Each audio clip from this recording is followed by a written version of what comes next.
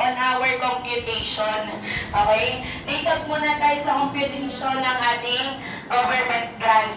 So, diba sa government grant, ilan yung types of grants? 2. Ano yun? Asset and income. Na-play mo na? Okay. So, asset and income. So, unahin natin si asset. Kapag si asset ang hinahanap, anong kinukuha natin? Carrying amount. Okay? So, carrying amount kapag ang hinahanap natin ay si asset. So, first, we have machinery. May machinery daw tayo. How much is the cost? So, ang purchase cost, okay? Ano yung magkano yung purchase cost? Let's say, it's 3,500,000. And then, freight cost or freight is 375. And then, trial cost is around 45,000. Now, how much is your acquisition cost? So, 3.5 plus 375 plus 45. 0, 0, 0, 0, carry 1. 8, 12, carry 1. 9. 3,920,000. Now, ang government grant daw, ang government grant na ibinigay is 500,000. 500,000. How much is your book value? How much is your book value? 3.420.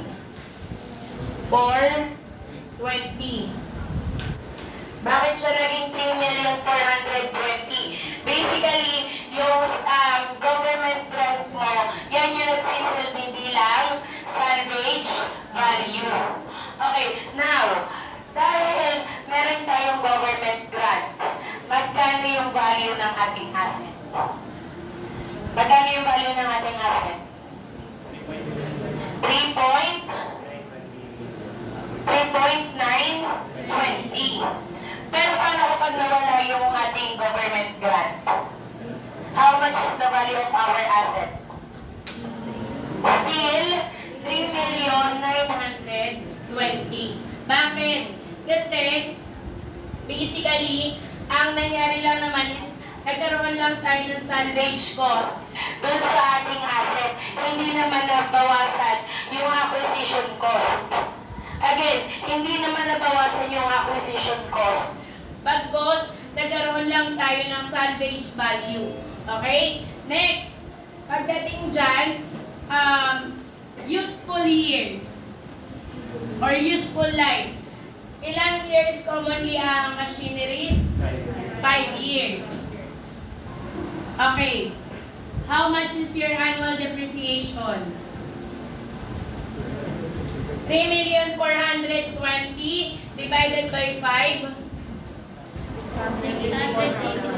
684,000. May kasunod? So, our annual depreciation is 6,884,000. Okay? So, yan yung ating annual depreciation. Now, magkano daw yung carrying amount natin on the 3rd year? Again, magkano daw yung carrying amount natin on the 3rd year? So, CK1, magkano? Saan natin isusubtract ang annual depreciation on year 1? Sa ating acquisition cost. So, 3,920,000 minus 684,000. That's how much? 3,236,000. Now, carrying amount ng 2nd year,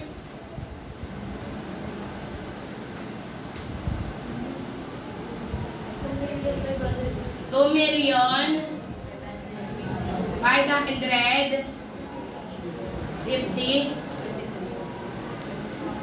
Next, carrying amount ng year 3,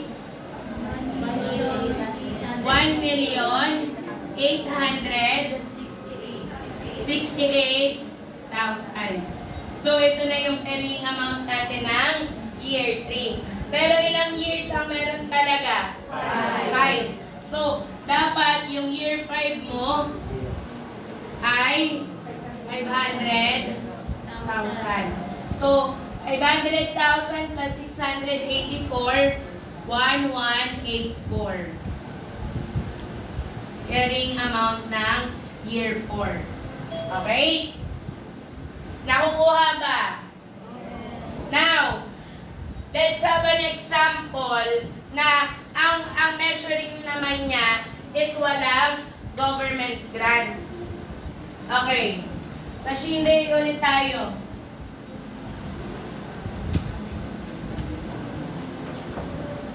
Purchase cost.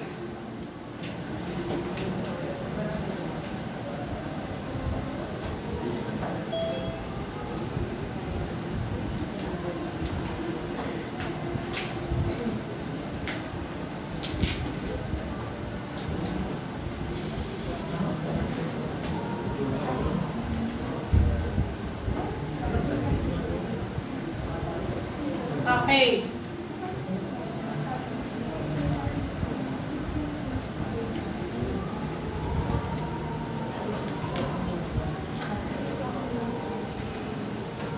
Okay, paki-compute.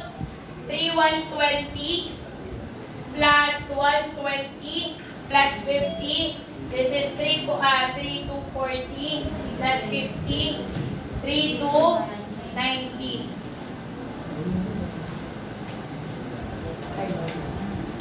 Now, ang useful life, anong tawag dito sa 3,290?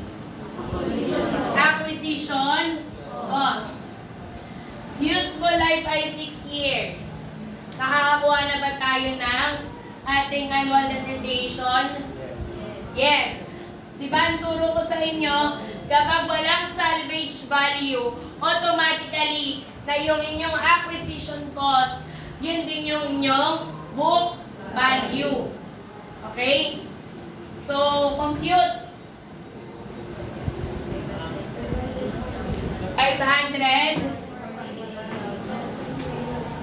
48,000 sakto.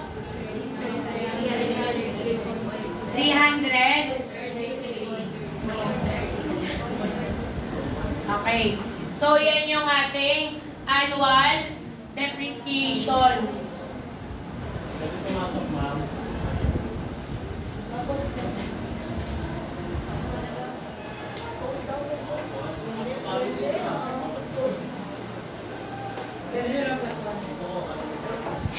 Okay, so dito kunin ulit natin yung carrying amount natin.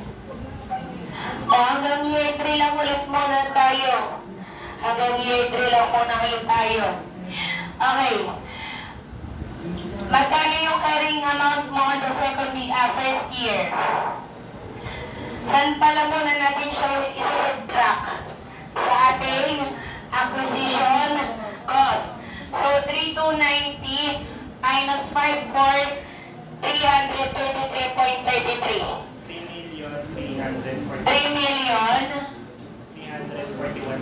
3,341,666.67. Year 2.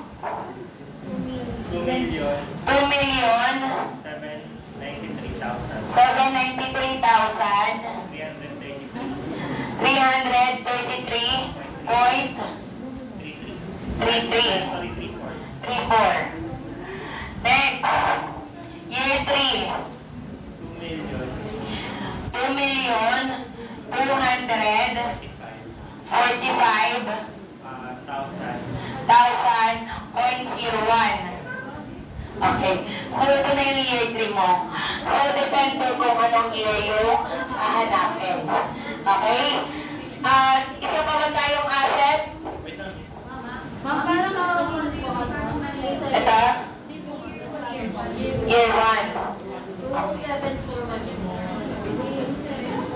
2741.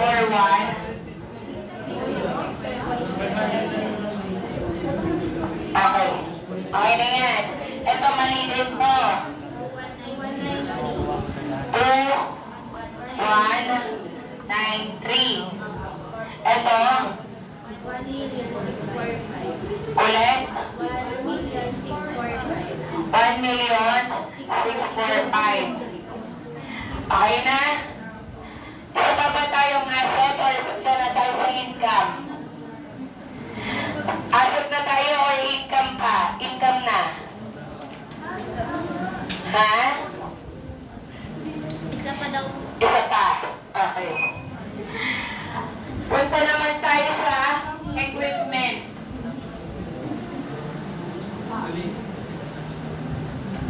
Okay. Adjust ako ng camera pa eh. Naka-point siya ng stipid na lang. Wow! Important pala yung cellphone ko. Okay. Purchase cost. Purchase cost. So, yung purchase cost natin, let's say, it is 2,500,000. Tapos, trial cost, tsaka freight, would be, trial cost natin is 200,000. Yung freight natin ay 150. Okay? Compute 2,850. Tama ba? My gosh. Next, anong tawag dito? Acquisition cost. Now, may government grant na 50%. Government grant na 50%. Magkano ang 50%? 1,425. Compute. 1,425. Okay, next. Anong tawag dito? Book value. Next, useful life. Useful life mo, 5 years. Compute. How much? 285,000.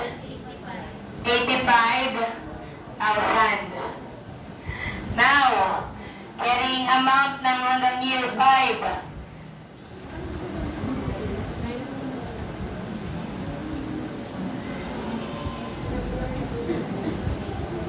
Ano yung CA1? 2,850,000 minus 2,885,000. How much? 2,565,000. Next. 2,280,000. Next.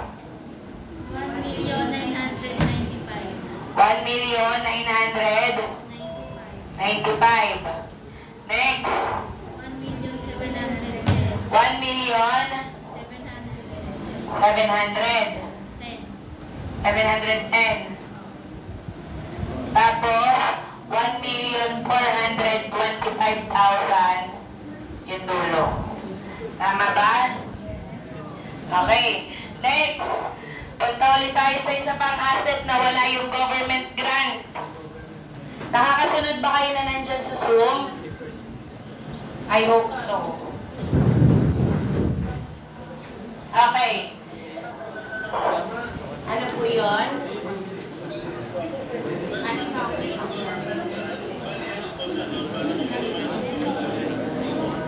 Yes, siya yung nagsisilbi as salvage value.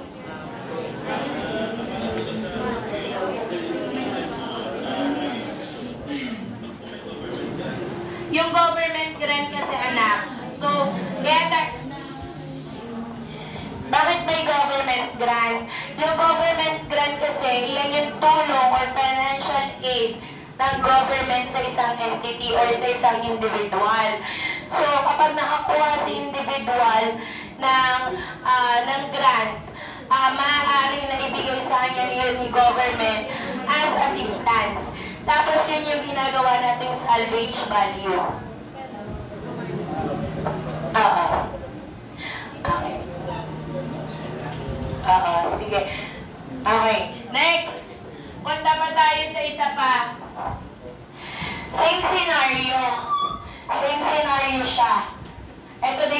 acquisition cost niya. Kaya lang, ang problema, on the year 3, ibinigay yung government grant. On the year 3, ibinigay si government grant.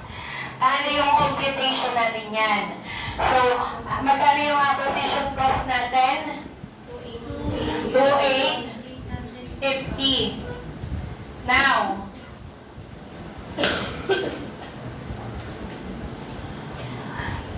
wala na tayong government grant. Divide na natin to directly sa 5 years. Okay? Directly, divide na natin to sa 5 years. How much? 570,000.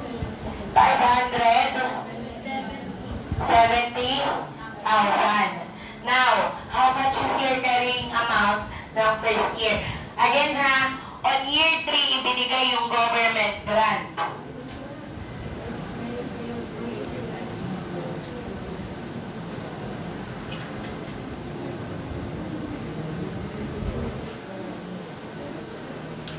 How much? 2,850 minus 590. 570, sorry. 2,280,000. Next, minus 500,000 ulit, 570. 1,710,000. Next, 1,000,000. Ano?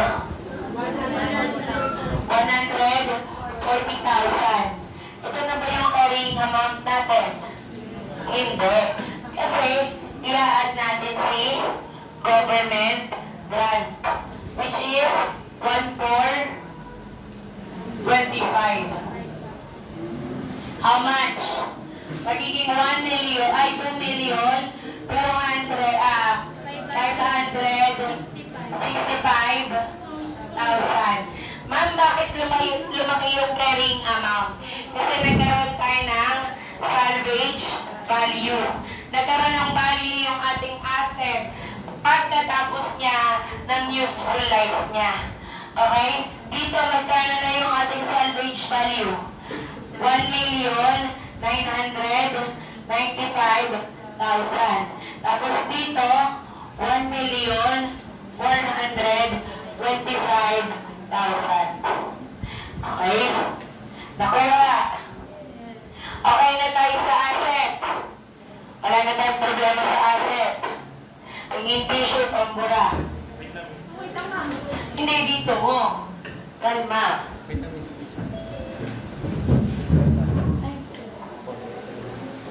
Dodododod na nga lang to.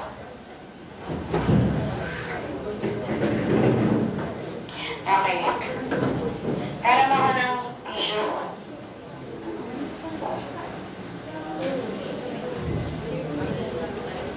Dual purpose po talaga yung tissue na hinihingi ko. Para po sa pawis ko, tsaka po para dito. Ayaw niyo akong bigyan.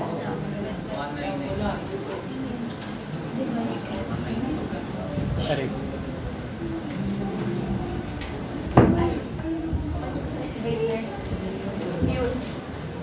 Okay.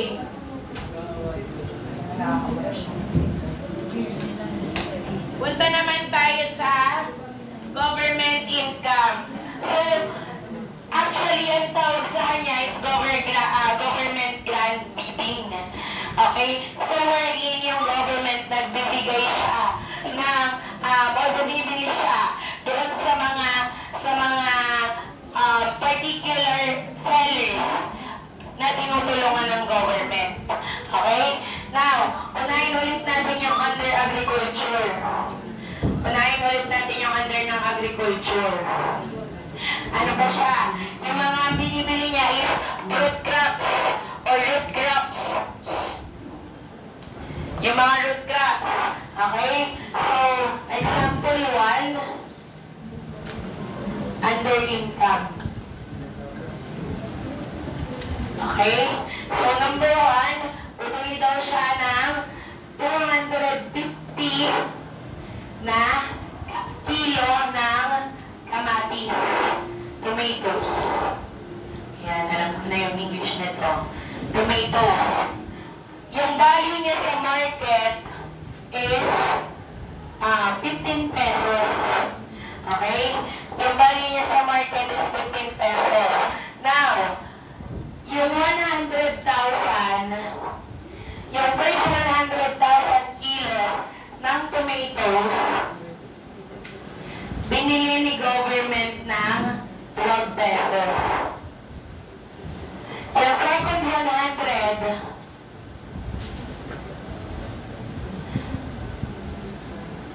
yung pangalawang 200 items, binili niya ng 16 pesos. Tapos yung 50,000 na kilo ng kamatis, binili niya ng 19 pesos. Now, alamin natin kung may tinubo ba or losses siya pagdating sa income. Okay. 2,500 times 12, times 15. 3,750,000.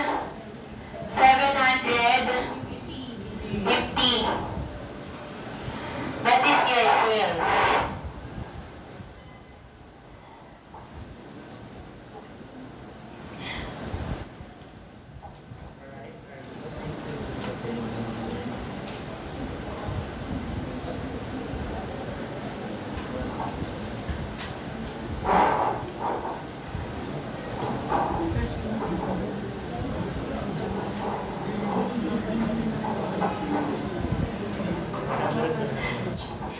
Again, magkano yung sales mo? 3,750,000. How much is your cost of sales? Which is 20% of your sales?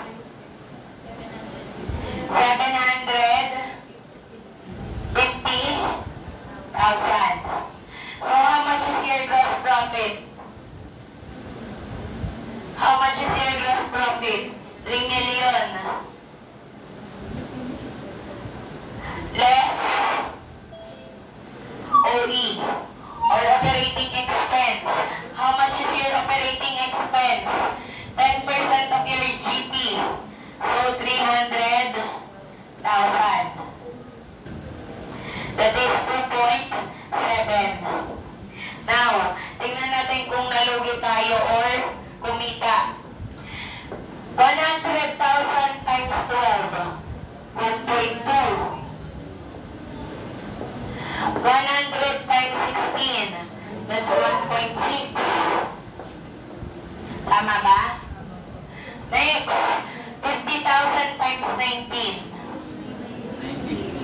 950. Oh, you add this 3. 2.8. 2.8.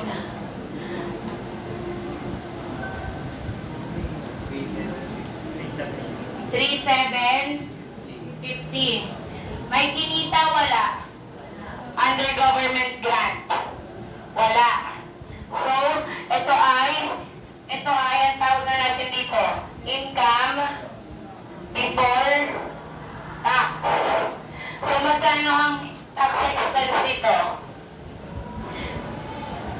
Dahil under siya ng agriculture, 8%. 8% ng 2.7, 216,000. So this is 2,484,000. Tama? Okay.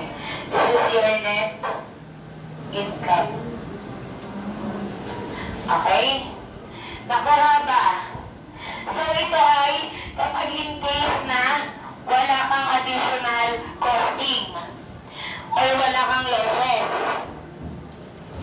Yung mga nasa Zoom, may tanong. Yes, anak?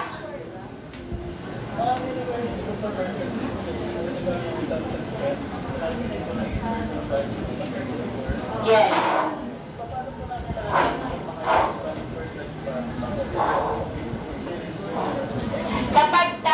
Kapag agriculture or under agricultural sales, it's 8%. Kapag naman sa construction, 32%. Kapag regular merchandising, 30%. Kapag manufacturing, 30% din. I'll just give the examples or the particular tax percentage. Oo. Sa quiz, ang gagawin ko na lang, I'll just give the particular percentage kasi kagaya nga, hindi pa kayo tapos sa discussion nyo sa income tax. So, hindi nyo pa kabisado kung ano yung iba't ibang percentage. Okay, sige. Now, isa pa, under ulit ng agriculture. Okay lang ba? Okay. Kamatis, ano pa bang madalas bilhin? Repolyo. Anong English ng repolyo? Cabbage. Nagbenta kayo ng 400 pieces. 400,000 pieces ng cabbage. Double B? Yes. Single G. Okay. Dagdag na lang tayo, huwag niya lang ang pag-English na. Okay, magkano siya on the market?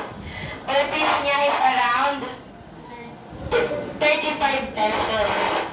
Okay?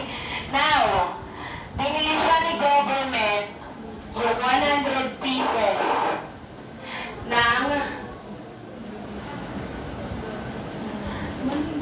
yung una ay binili ng 28 pesos. Yung second 100 binili ng 30 pesos. Second 100 binili siya ng 35 pesos. Yung second fourth 100 binili as 37 pesos. Okay? Now, let's compute muna. 28 times 100, that is 2.8. Tama? 2.8 M. Next, 100 times 30, that's 3 M. 35 times 100, that's 3.5 M. And then 37 times 100, that's 3.7 M. Add 15, 0, carry 2, 2, 4, 2, 4, 10, 13. Tama ba? Next, 35 times 400. 14 million. Now, ang cost of sales mo ay 25% of sales. Ang iyo namang operating expense is 15% of gross profit. Now, sales is equals to 14 million. 14 million. Then cost of sales, how much? 25% ng 14 ay 3.5. Am I correct? My gosh. Pwede na ako magkasaya. Galing ko na sa math. That is 11.5. Tama ba? 11.5 ang gross profit. Magkano ang 15% ng gross profit? Ha? 15% ng gross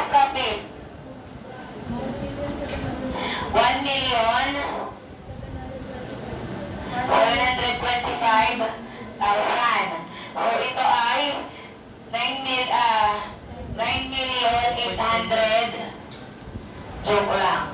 800. Oh. 10.5. Oh. Sorry na. 10.5. Oh. Minus to. 8,200,000. Eh. 75. Tama ba?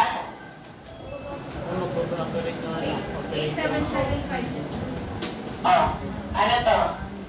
1.575. 1,000,000. 575. 575. 575 pa rin. Kahit 10%, kahit ano to? 1,575? Oh. So, 8,925,000. Tapos, ito ay income before tax. Tapos, tax expense, 8% pa rin kasi agriculture. Ay, hindi.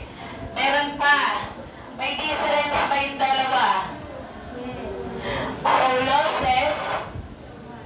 So, this is losses from government grant.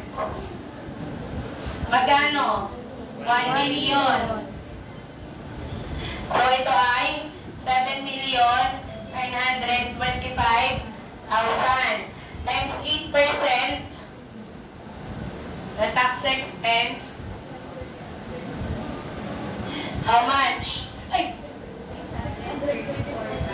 634,000. How much is your net income? Ha? Net income ay 7,291,000. Nakasunod pa. May tanong. Kaya pa ba? Tax expense given yan. Yung tax expense percentage, ako na lang muna ang magbibigay. Okay lang ba? Pero given yan, ma'am. Magiging given yan. Oo, i-given ko na lang muna siya. Pansamantala. Hanggang hindi nyo pa natatapos yung income tax ninyo. Ano po yung 6? Tapos muna ako.